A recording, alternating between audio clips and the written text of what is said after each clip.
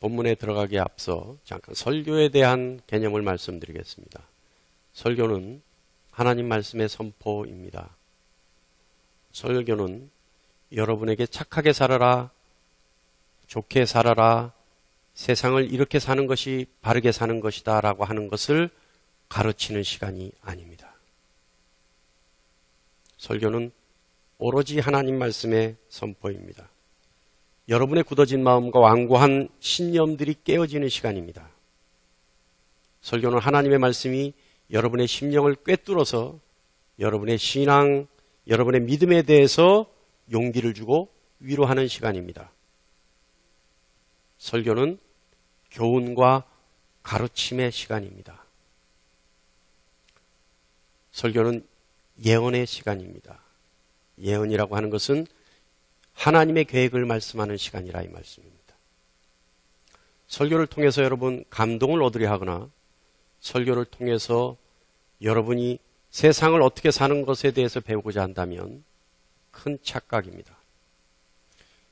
요즘 저는 타교의 설교를 잘 듣지 않습니다만은 가끔 설교를 들어보면요.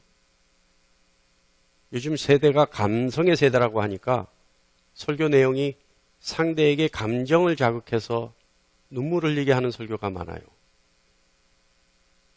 또 어떻게 하면 착하게 사는지, 어떻게 하면 바르게 사는지, 어떻게 하면 인간답게 사는지에 대한 얘기들이 많아요.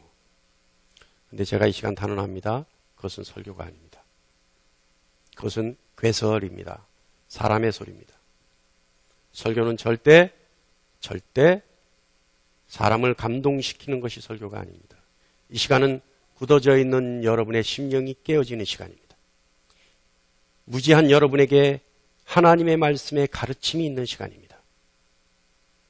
내 신앙이 어떤지, 내 믿음이 어떤지 회의를 가진 사람들에게 용기와 위로를 주는 시간입니다. 신앙에 대해서 말입니다. 삶에 대해서는 아닙니다. 삶에 대해서 어떻게 살 것인지, 바르게 살 것인지, 착하게 살 것인지를 가르친다면 그것은 신본주의 신앙이 아니라 인본주의 설교입니다. 그렇기 때문에 그것은 괴설입니다. 우리 아멘교회 성도 여러분은 반드시 설교에 대한 개념이 무엇인지 알고 예배에 참석하시는 여러분 되시기를 간절히 원합니다. 지난주에 우리가 아브라함이 본문에 들어가기 여러분 참 송영치 목사 딱딱하지요? 예? 어떻게 시작하면서 이런 말로 근데 어쩔 수가 없어요. 진리는 딱딱해요. 어쩔 수가 없어요. 저는 나이 먹어서 목사 된 사람입니다. 저는 목숨 걸고 하나님의 말씀을 전하려고 각오하고 목사 된 사람입니다. 저희 아버님이 아파요. 저희 아버님 많이 아프세요. 우리 사모가 1부 예배 끝나면 2부 예배 사이에 1시간 정도 남는 시간에 가서 아버님 식사를 차려드리고 약을 챙겨드리고 와요. 근데 여러분 오늘 사모가 그 챙겨드리는 시간 때문에 많이 늦었어요. 예배 시작 5분 전에 집에서 나왔어요. 2부 예배 시간. 제가 사모에게 전화해서 한 얘기가 있습니다. 내 아버지 밥 주고 약을 챙겨주는 게 우리의 임무가 아니다. 나는 목사고 당신은 사모기 때문에 하나님 섬기는 것이 우리의 임무다. 착각하지 마라. 여러분 감사하죠. 내 아버지 밥 차려주고 내 아버지 약 먹이고 내 아버지 시켜주는 내 아내가 감사하죠. 그렇지만 우리는 목사는 사모는 임무가 그게 아니에요. 하나님 섬기고 하나님 바르게 가르치는 게 임무입니다. 그러니 제가 그런 각오로 목회를 하고 있으니 예배 시작하면서 이렇게 말씀드릴 수밖에 없지 않아요. 다 맞다, 다 옳다 저도 하고 싶어요. 여러분에게 인기 얻고 싶어요. 여러분에게 감동 줘서 우리 목사님 설교 정말 좋다 소리 듣고 싶어요. 그러나 그것은 아니에요. 그것은 아니에요. 하나님의 말씀은 절대 그렇지 않습니다. 성경 어디에도 봐도, 성경 어디를 봐도 착하게 살아라, 바르게 살아라는 말씀 없어요. 하나님 어떻게 섬길 것이냐, 하나님을 어떻게 섬기는 것이 바르게 섬기는 것이냐에 대해서만 말씀하고 있습니다. 죄송합니다. 그러나 이것이 진리입니다. 우리는 진리를 위해 살아야 하지 않습니까? 저를 이해해 주시고 저를 받아주시기 바랍니다. 지난주 우리의 설교의 말씀 보면 아브라함이 복을 받을 수밖에 없었던 것에 대해서 우리가 함께 나눴습니다. 여러분 잘 들어보세요. 아브라함이 복을 받을 수밖에 없었던 것, 없었던 것이라는 건 뭐예요? 받을 수밖에 없었던 것이라는 게 뭐예요? 받기 싫다고 밀어내도 복이 왔다는 얘기예요. 그러니까 복을 싫다고 도망가도 복이 쫓아왔다는 얘기예요. 그러면 복을 받을 수밖에 없었고 도망가도 쫓아올 수밖에 없었던 그 복의 원인이 뭐냐, 이유가 뭐냐, 거기에 대해서 우리가 배웠습니다. 그죠? 첫 번째 뭐예요? 아까 일부 시간에 자, 여러분 지난주 설교 기억나십니까? 했더니 한 분이 손 들어요. 기억난대. 근데 뭐냐고 물어보진 않았어요. 딴 얘기하면 쪽팔리잖아요. 그래서 제가 답을 얘기했어요. 자, 첫 번째, 아브라함은 기득권을 포기했다. 그러니까 하나님이 가자 그럴 때 자신이 안 가겠습니다 할 수 있는, 주장할 수 있는 인간의 권리가 있었음에도 불구하고 하나님 뜻을 존중해서 기득권을 포기했다. 또 조카 롯이 땅을 차지할 때 삼촌인 자기가 먼저 차지할 수 있음에도 불구하고 롯에게 먼저 어디를 택할래라고 기득권을 포기했다. 두 번째, 아브라함은 하나님 앞에 당당했다. 어떻게 당당했어요? 그는 깨끗했어요. 깨끗하려 노력했어요. 소돔왕이 뭐였어요? 노량물을 다 나누자, 분배하자. 네가 더 많이 가져라 했을 때 아브라함은 어떻게 했어요? 네가 나로 하여금 치부할까 하여 내가 갖지 않겠다. 나의 상급은 하나님이시다. 이 뜻으로 했다. 또 아브라함은 초현실적인 믿음을 가지고 있었다. 그래서 이삭을 제물로 바치러 갈 때도 뭐라 그랬다? 우리가. 다시 말하면 죽은 자 가운데서 다시 살리실 하나님의 그 사랑을 믿었기에 이삭을 모리아산에서 제물로 드릴 수 있었다. 그리고 아브라함은 즉각적인 순종을 했다. 그래서 하나님 말씀이 떨어지면 생각할 겨를도 없이 바로 실천으로 옮겼던 사람이 아브라함이다. 아브라함의 이러한 믿음의 행태들이 하나님으로 하여금 복의 근원이 되게 했다. 기억나시죠? 자, 그러면 이러한 일들을 가능하게 했던 아브라함의 믿음이라는 것이 과연 어떤 믿음일까? 오늘 저와 여러분이 그것에 대해서 함께 나누고자 합니다. 아브라함에게 이런 일이 가능하게 했던 믿음이라고 하는 것이 과연 뭐냐? 지난주에 우리가 정리했죠. 믿음은 주관적 신념이 아니라 실제에 대한 불가항력적 굴복이다. 그러니까 믿음은 어떤 대상을 내가 신뢰하니까, 신뢰가 가니까, 또 믿을만 하니까, 내가 믿어야 되겠다는 판단에서 내가 믿는 것이 아니다는 거예요. 하나님에 대해서 꼼짝할 수 없이 굴복당하는 것이 믿음이다. 또 내가 판단하거나 납득하거나 내 의지가 하나님을 선택해서 하나님을 믿는 것이 아니다. 이것은 하나님의 힘의 능력에 압도당하는 것이 믿음이다. 그죠? 내가 이해될 때까지 난 좀 더 기다려주세요. 발버둥 치죠. 내가 하나님에 대해서 이해될 때까지, 납득이 될 때까지 나를 가만 좀 내비둬봐. 이런 분들 있잖아요. 그런 분에 비해서 기회가 왔을 때 하나님 앞에 굴복당하는 분이 얼마나 행복한지 여러분 알 수가 없어요. 좀 이따 설명을 해요. 아브라함은요, 믿음의 조상이고 복의 조상입니다. 세상은 그로 말미암아 복을 받아요. 아브라함이 보여준 믿음, 그 믿음이 복의 근원이라는 얘기예요. 다시 말하면 믿음이 복이었어요. 아브라함에게는. 먼저 믿음의 대상인 하나님에 대해서 잠깐 생각해 보겠습니다. 자, 여러분 뭘 믿어요? 여러분 믿는다면 뭘 믿느냐? 여러분 뭘 믿어요? 믿음, 하나님을 믿어요. 그럼 하나님에 대해서 뭘 믿어요? 여러분, 제가 여러분께 물어봐요. 여러분 믿음이 뭡니까? 여러분 뭘 믿는다는 거예요? 믿긴 믿는데 내가 뭘 믿는지 모르고 믿는다는 건 믿지 않는 거나 마찬가지죠. 그럼 뭐에 대해서 믿어요? 자, 먼저 우리는 믿는다. 그럼 하나님에 대해서 믿는다라고 얘기하겠죠. 그럼 하나님에 대해서 하나님이 어떤 분이냐? 또 하나님에 대해서 하나님의 뭘 믿느냐? 설명할 수 있습니까? 오늘 이 시간은 그것에 대해서 우리가 배워보는 시간입니다. 자, 하나님에 대해서 말한다면 하나님에 대해서 말할 수 있다라고 하는 자체가 모순이에요. 우리는 하나님에 대해서 말할 수 있는 어떤 재료도 가지고 있지 않습니다. 우리가 하나님에 대해서 안다? 우리가 하나님에 대해서 안다라고 하는 것은 역시 모순입니다. 우리는 하나님에 대해서 전혀 알지 못합니다. 우리는 하나님에 대해서 알 수가 없습니다. 하나님에 대해서 알 수 있는 근거가 뭐예요? 성경이에요. 겨우 성경이에요. 그런데 이 성경에서 볼 수 있는 하나님의 모습, 이것은 실제 계신 하나님의 극히 일부분이에요. 이거는. 아시겠습니까? 그러니까 이 성경에 있는 것이 다 하나님이다. 천만의 말씀. 하나님이라는 분의 그 존재의 극히 일부분이 성경에 있어요. 이 성경에 표현되고 있는 하나님에 대한 지식, 우리는 이것을 인격적인 하나님이라고 얘기하는 겁니다. 이해하시죠? 내가 인격적인 하나님 만났어. 뜻도 모르고 그런 소리 해버린단 말이에요. 인격적인 하나님이 어떤 분이세요? 어떻게, 여러분, 어떤 만남이 있으면 인격적인 만남을 했다, 이렇게 얘기해요? 자, 인격적이라고 하는 것은 다른 거 없습니다.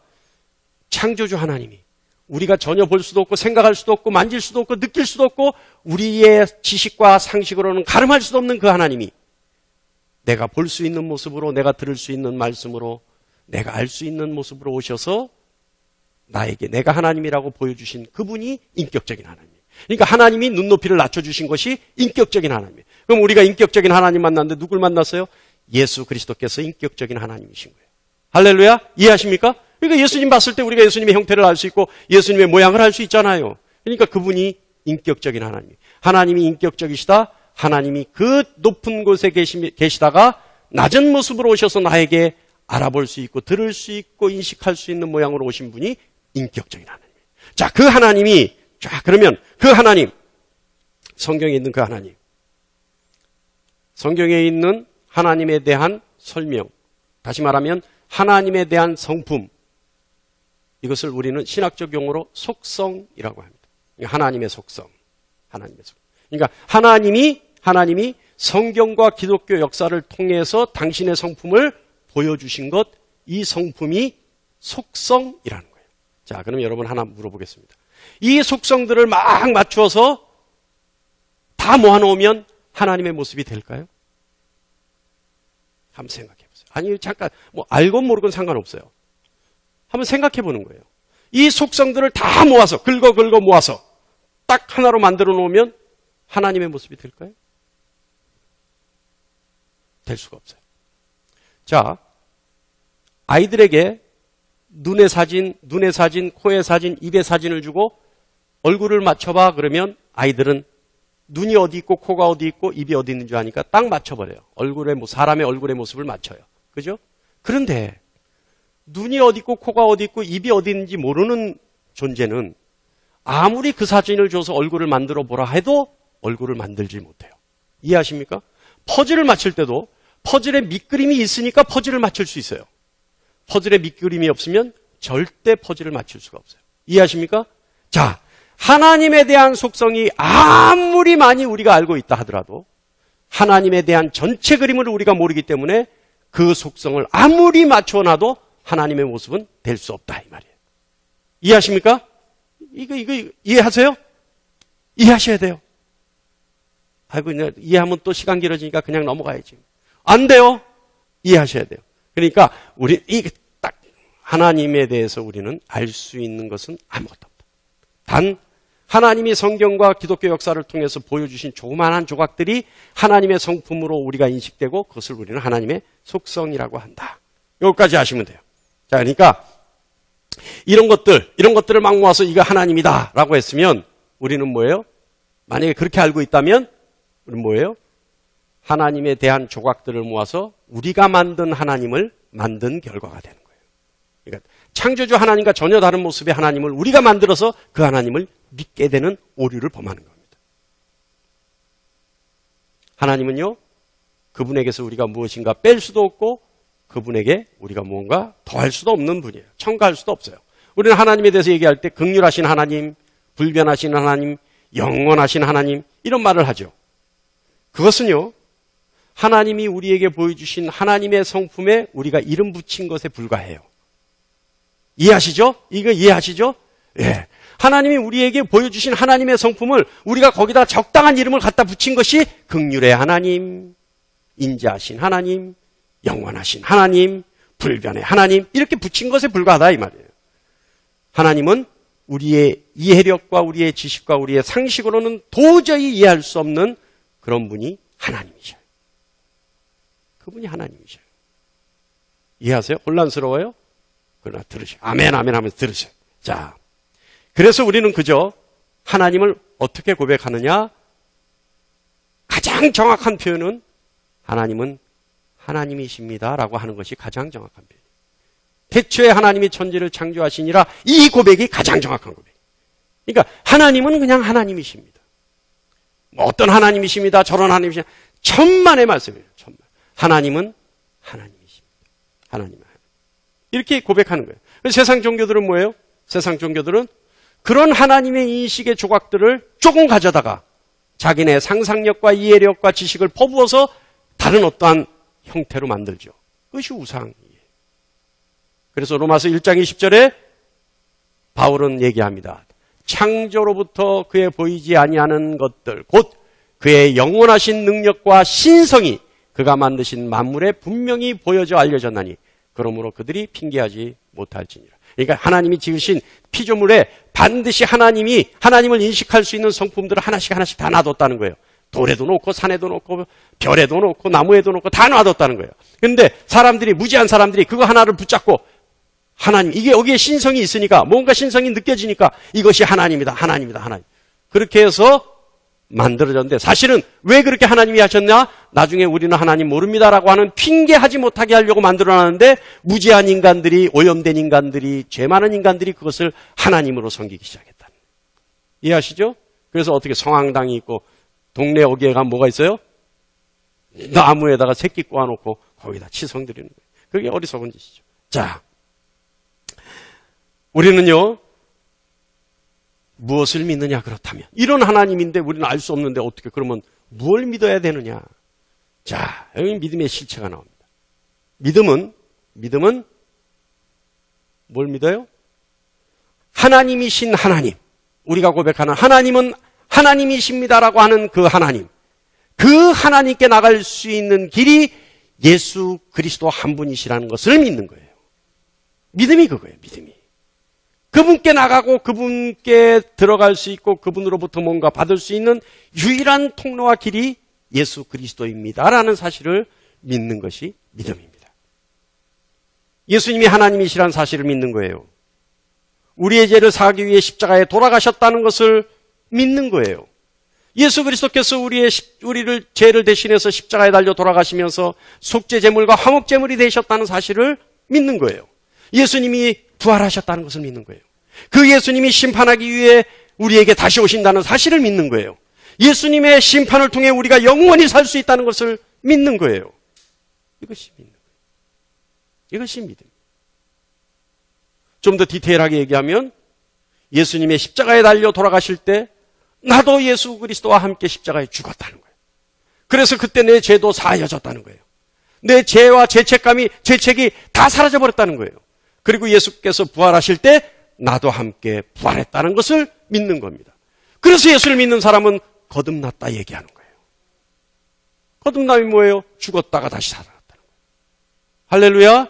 이거예요. 이거를 믿는 거예요. 이거를 믿는 거. 사람들은요, 세상 사람들은 기독교가 폐쇄적이라고 얘기해요. 왜냐하면 자기 것만 맞다고 주장하니까 그래요. 자기 것만 맞다고 주장하니까. 아이, 좀 우리 것도 맞다고 얘기해주면 안 되냐? 이렇게 얘기해요. 그러나 그건 뭐예요? 진리가 아니죠. 진리는 뭐예요? 절대 변할 수 없는 것이 진리예요. 그래서 믿음은 폐쇄적이라는 말이 맞아요. 기독교는 폐쇄적이에요. 왜요? 이것이 진리이기 때문에. 이것이 맞다고 얘기해야 되기 때문에. 믿음은요, 지키는 겁니다. 여러분, 순교는요, 우리가 뭔가 바꾸려고 하는 게 아니에요. 지키기 위한 것이 순교예요. 뭘 지켜요? 배교로부터 나 자신을 지키기 위해서 죽어버리는 거예요. 이것이 순교예요. 이해하세요? 순교 다른 거 아니에요. 내가 너에게 가서 피를 뿌려서 너희가 변하게 되기를 원한다. 천만의 말씀. 그런 게 어딨어요. 순교는요, 나의 믿음, 나의 신앙을 지키기 위해서 죽음을 불사하는 것이 순교입니다. 아까 믿음은 굴복이라고 정의했는데 굴복할 수 있다는 것이 얼마나 큰 복인지 알 수가 없어요. 굴복해야 그것이 복이라는 것을 알게 됩니다. 믿음은요, 하나님이 나를 찾아오시는 거예요. 믿음은 하나님과 나의 대면입니다. 그리고 믿음은 하나님과 나와 동거의 시작입니다. 하나님이 나를 찾아오셨을 때, 그때가 언제냐면, 여러분 처음에 안 믿었을 때, 우리 교회 한번 갑시다 얘기할 때예요. 하나님 찾아오셨다고 생각한다. 그때만 해도 행복해요. 왜냐하면 갈까 안 갈까 내가 판단할 수 있고 내가 선택할 수 있잖아요. 그러니까 그때 굴복당하고 따라가는 사람은 행복한 거예요. 아, 내가 좀 더 있다가 아직은 아닌 것 같아. 이거는 불행의 시작이에요. 왜요? 이제 나중에 안 되면 하나님이 어떻게 하세요? 송영춘 목사에게 하신 것처럼 억지로 와서 끌고 가십니다. 그때는요, 개고생해야 돼요. 제가 얘기하잖아요, 여러분. 저는 더 이상 회개하기 싫어서 죄짓기 싫다고요. 회개의 고통이 얼마나 무서운지 여러분 체험해 보셔야 돼요. 그래야 죄에서 떠나요. 네? 하나님이 강제로 오셔서 그냥 선택의 여지를 많이 주셨는데도 불구하고 좀 있다 하다가 하나님이 강제로 오셔서 가자! 이랬을 때는요. 3박 4일 동안 눈물, 콧물, 침을 흘리면서 고백해야 된다니까요. 무장해제당하는 그 고통이 얼마나 큰지 알 수가 없어요. 일방적으로 찾아오셔서 당한 사람들이 누굽니까? 아브라함이죠. 오늘 일방적으로 찾아오셨어요. 근데 아브라함 어떻게 했어요? 일방적으로 하나님이 오셨음에도 불구하고 예! 그러고 따라갔단 말이에요. 예, 그러니까 아브라함 복되죠. 끝까지 버티던 사람 누구예요? 성경에? 바울이었어요. 바울이니까 볼일 보러 가다가 길 위에서 느닷없이 두들겨 맞고 맹인이 돼버려요. 그죠? 억지로 바울 같은 사람이 있어요. 자, 일방적으로 하나님이 오시면 고통스러우니까 여러분 선택의 기회가 주어졌을 때 얼른 하나님 앞에 굴복당하는 여러분 되시길 바랍니다. 자, 오늘 이 말씀 보면 12장 1절에 하나님은 찾아오셨어요. 아브라함에게. 그래서 일방적으로 찾아오셔서 뭐라고 주문을 하시냐면 고향과 친척과 아버지의 집을 떠나라고 얘기하시는 거예요. 고향과 친척과 아버지의 집을. 여러분 고향이 뭡니까? 아브라함의 삶의 근거였어요. 친척은 뭡니까? 아브라함의 배경이었어요. 혈연이란 말이에요. 혈연. 예? 지연, 혈연까지 나왔어요. 학연은 그때 학연 없으니까 학연이 안 나와요. 근데 아버지가 뭐예요? 아브라함이 기댈 만한 기둥이에요. 그러니까 하나님이 아브라함에게 뭘 요구하셨냐면 너의 근거와 너의 배경과 네가 기댈 만한 기둥을 떠나라. 아브라함이 그걸 얘기하시는 거예요. 그랬더니 아브라함이 어떻게 해요? 떠나는 거예요. 그런데 하나님이 그것을 떠나라 하시면서 뭘 주겠다 하시냐면 내가 내게 보여줄 땅이라고 얘기하시는 거예요. 자, 여러분 한번 생각해 보세요. 히브리서 11장 1절에 믿음은 바라는 것들의 실상이요 보이지 않는 것들의 증거. 그러니까 믿음이라고 하는 것은 바라는 것들의 실상이요 보이지 않는 것들의 증거인데 아브라함에게 하나님 뭐라 그러셨어요? 보여줄 땅이라고 하셨단 말이에요. 보여준 땅이 아니에요. 알고 있는 땅이 아니에요. 보여줄 땅이에요. 앞으로 아브라함은 그 땅에 대해서 전혀 몰라요. 보여줄 땅이에요. 글로 가라. 믿음은 바라는 것들의 실상이요 보이지 않는 것들의 증거. 반드시 있다 이 말이에요. 그 땅은. 그러나 아브라함은 그 믿음을 가지고 보지도 못했는데도 불구하고 떠나기 시작했어요. 그게 믿음이에요. 그게 믿음이에요. 자, 그런데 하나님은 왜 아브라함에게 땅에 대해서 보여주지 않으시고 보여줄 땅이라고 했을까요? 왜 아브라함아 너는 여기서 지금 너의 고향과 친척과 아버지의 집을 떠나야 하는데 이러이러한 땅이 있으니 글로 가라 라고 한 것이 아니라 무턱대고 떠나라 했을까요? 그리고 앞으로 떠난 후에 보여주겠다 했을까요? 왜 그러셨을까요? 첫 번째는요, 하나님은 우리를 지으셨기 때문에 우리에 대해서 너무 잘 아셔요. 너무 잘 아셔요. 미리 보여주면요, 아브라함이 배신할까봐. 아브라함이 배신. 미리 보여주면 아브라함이 배신해요. 무슨 뜻이냐면, 배신이라는 게 무슨 뜻이냐면요, 미리 보여주면 자기 가치관으로 판단해요. 자기 중심으로 판단해요. 그러다 보니까 내 기대에 못 미치는 땅이면 주저앉아 버리는 거예요. 아이고, 좀 이따 생각합시다. 이렇게 되는 거예요. 그죠? 여러분 안 그래요? 아, 여러분 예수 믿고 개고생합시다. 그러면 하나님이 넌 예수 믿고 개고생해야 돼. 그러면 예수 믿겠어요? 일말의 기대가 있으니까. 내 마음속에 예수 믿으면 팔자 풀리고 잘 살 수 있을 것 같아. 그러니까 예수 믿었지. 예수 믿으면 이것도 안 되고 저것도 안 되고 이것도 못 가고 저것도 못 가고 개고생 시작이야 했다면 여러분 예수 안 믿어요. 그죠? 그러니까 아브라함이 그래요. 아브라함이. 하나님이 아브라함에게 땅을 보여주시면 아브라함의 가치관으로 미리 판단해서 갈까 말까 판단하고 하나님이 아무리 좋다고 설득해도 안 가고 주저앉을까 봐. 하나님의 뜻에 배신할까 봐. 또 두 번째는요. 왜 보여주지 않았냐 하면 보여주면 아브라함 혼자서 지가 먼저 가버릴까 봐. 여러분 기도하다 여러분 하나님 뜻, 하나님 계획 알면 여러분 그때부터 난리 나지 않습니까? 예? 하나님이요 아브라함에게 먼저 보여주면요 아브라함은요 하나님 때를 기다릴 필요 없어요. 내가 봤으니까 먼저 뛰어가요. 그런데 그게 무슨 뜻인 줄 아세요? 아담과 하와가 처음에 저질렀던 죄예요. 자신이 스스로가 주인 행세하려고. 먼저 가서 주인 행세하는 거예요. 먼저 가서 이 땅 내 거야! 주인 행세하는 거예요. 아담과 하와가 하나님 앞에 스스로에게 먼저 주인 행세하려고 했다가 죄인 돼버린 거예요. 그래서 에덴 동산에서 쫓겨났던 거예요. 하나님은 아브라함에게 그 죄를 또다시 반복되게 하기 싫으셨던 겁니다. 이해하십니까? 이 죄가 어떤 죄인지 여러분 이해하시죠? 왜냐하면 우리 모습이 그 모습이 있기 때문에 그래요. 우리가 하나님이 먼저 보여주시면 안 가려고 주저앉아버리고 하나님이 보여주시면 먼저 가서 기다려버리고 그런데 제대로 나가면 하나님도 더 말하지 않으셔요. 그런데 어문 데 가서 그 땅이라고 주장하니까 봐. 그래서 하나님이 안 보여주신다. 마지막으로 세 번째는요. 저는 이 생각하면 가슴이 벌렁거려요. 왜 하나님이 보여줄 땅이라고 하셨나? 왜 보여주지 않고 앞으로 보여줄 땅이라고 하셨나? 왜 그랬을까요? 하나님이 같이 갈 거니까. 하나님이 동행하실 거니까. 아브라함 혼자 보낼 것 같으면 보여준 땅이 되지만 하나님이 같이 가실 거니까. 하나님이 같이 가셔서 그 목적지에 가서야 볼 수 있으니까 보여줄 땅이란 말이에요. 이해하십니까?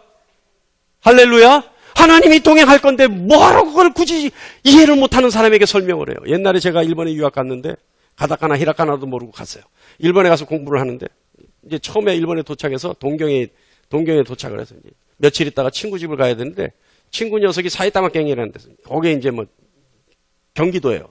저는 이제 서울에 살고. 근데 이 녀석이 일본말 하나도 모르는 저한테 종이 쪼깃지에 주소 하나 적어주고 찾아오라 그래요. 거길 어떻게 찾아갑니까? 아무것도 모르는데. 그놈도 참 무심한 놈이에요. 찾아오라고 그러고 갔어요. 그런데 어느 날 용기를 내서 갑니다. 가서 신주쿠역에서 아무리 뭘 봐도 없어요. 이게 써 있는 대로 한자가 써 있는 대로 찾아도 없어요. 그래서 만만하게 보이는 예쁘장한 여학생한테 부탁을 해요. 내가 여기를 가야 된다. 막 뭐라고 하이 이러는데 보니까 하이는 하는데 못 알아듣는 것 같거든. 그러니까 아가씨가 안 되니까 팔로미 이러더라고. 따라갔어요. 근데 신주쿠역에서 내 친구가 사는 사이타마 거기까지 가려면 1시간 반 정도는 한 3번 놀이가에 해가지고 가야 돼. 근데 이 아가씨가 따라오더니 전차 타면 다 타고 따라오라고 그러고 표 끊는 것도 얘기해주고 다 해서 제가 가야 될 때까지 데려다주고 빠이빠이 하고 가는 거예요. 저는 갈 때까지만 해도 그 아가씨가 저와 같은 길인 줄 알았어요. 같은 길인 줄 알고 저를 데려다 주는 줄 알았어요.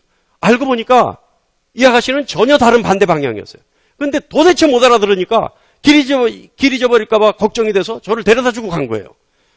아가씨가 갈 때 제가 전화번호를 하나 받았죠. 받은 거를 친구한테 줬어요. 고맙다고 좀 전해달라. 예? 그랬더니 이 친구가 전화해서 고맙다 하는데 뭐냐 하면 그 아가씨 집이 전혀 반대 방향이었다. 그런데 데려다 주고 갔다. 뭐예요? 왜 그랬을까요? 못 알아들으니까. 얘기해줘도 못 알아들으니까 아예 데려다 주고 가는 게 편하니까. 그렇게 했다는 거예요. 제 많은 인간은요, 또 무슨 생각인지 아세요? 친구한테 그러는 거예요. 야, 걔가 나한테 반한 것 같아. 제 많은 인간이 그렇게 생각해요. 인간 똑같아. 하나님이 지금 못 알아듣는 분은 안 웃어요. 알아듣는 분들만 웃어요. 이 말이 무슨 말인지. 예. 하나님이요, 아브라함에게 얘기해줘도 못 알아들 것 같으니까. 얘기해주면 안 가고 주저앉을 것 같으니까. 얘기해주면 지가 먼저 갈 것 같으니까. 하나님이 손잡고 같이 가려고 보여줄 땅이라 하셨다는 겁니다. 할렐루야. 할렐루야. 이해하시죠? 하나님이 아브라함과 동행하시려고 하는 이유. 여러분, 이것이 사랑입니다. 이것이 하나님의 사랑이에요. 하나님이 택하신 자를 사랑하시는 방법이 이 방법이에요. 창조주 하나님이 동행하시는 겁니다. 여러분, 하나님께 너무 많은 걸 요구하지 마세요. 하나님이 함께 해주시는 것이, 그래서 하나님이 함께 해주시면서 우리를 보호하시고 우리를 이끄시고 그리고 우리를 도와주시는 것, 이것이 가장 정확한 하나님의 사랑의 표현입니다. 우리는 너무 하나님께 많은 걸 요구하잖아요. 하나님이 함께 해주시는 것, 그래서 하나님이 우리의 상급 되시고 하나님이 우리를 보호하시고 하나님이 우리를 이끄시고 하나님이 하나님의 뜻을 우리를 통해 다 이루시고, 이것이 사랑이에요. 이것만 돼도 수지 맞는 거예요, 여러분. 우리 인생에 이것만 돼도 수지 맞는 거예요. 깨달을 수 있는 여러분 되시길 바랍니다.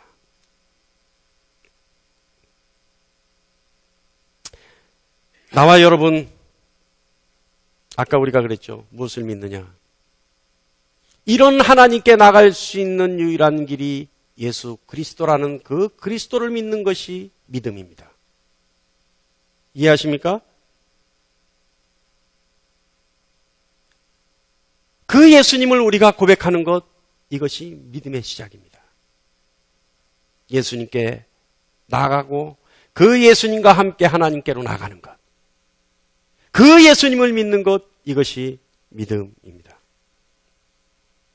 그런데요, 예수님 앞에 우리가 믿음을 가질 때, 예수님 앞에 우리가 예수님을 믿습니다라고 하는 그 믿음을 고백할 때, 우리가 할 수 있는 말은 단 하나밖에 없어요. 예수님을 믿습니다라는 것도 아니에요. 예수님은 나의 주인이십니다, 이것도 아니에요. 나는 예수님을 믿습니다라고 하는 그 믿음의 첫 마디는, 가장 유효하고 유일한 첫 마디는 나는 죄인입니다. 그리고 나서 예수님은 나의 주인이십니다. 여러분, 예수를 믿습니까? 예수 그리스도를 믿습니까? 그렇다면 여러분, 먼저 나는 죄인입니다 를 고백하는 거예요. 그 죄인의 고백으로부터 예수에 대한 믿음의 시작이 시작되는 겁니다. 그러면 그때부터 성령 하나님이 우리에게 임하셔서 성령 하나님이 우리를 이끌어 가시는 겁니다. 그것이 믿음입니다. 오늘 이 시간 우리는 다 같이 이 고백을 한번 하기를 원합니다. 믿음의 고백을 하기를 원합니다. 저와 여러분이 이 고백을 할 때 우리의 믿음이 다시 한번 시작되고 우리의 믿음이 완성지어집니다. 제가 한 구절 한 구절 읽으면 여러분이 다 같이 읽어주시기 바랍니다. 믿음의 고백입니다. 예수님, 나는 죄인입니다. 다 같이 고백하시기 바랍니다. 내 죄를 사하시기 위해 예수님이 십자가에 못 박히셨습니다.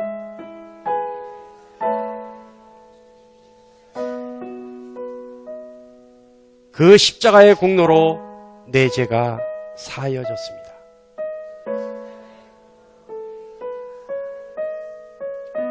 그러므로 예수님은 나의 구원의 주이십니다. 이제부터 영원까지 내 안에 계셔서 나를 인도해 주십시오.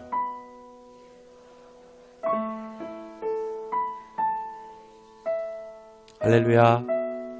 여러분은 이제 하나님을 믿는 하나님의 자녀가 된 것을 성부와 성자와 성령의 이름으로 이 종이 담대하게 선포합니다.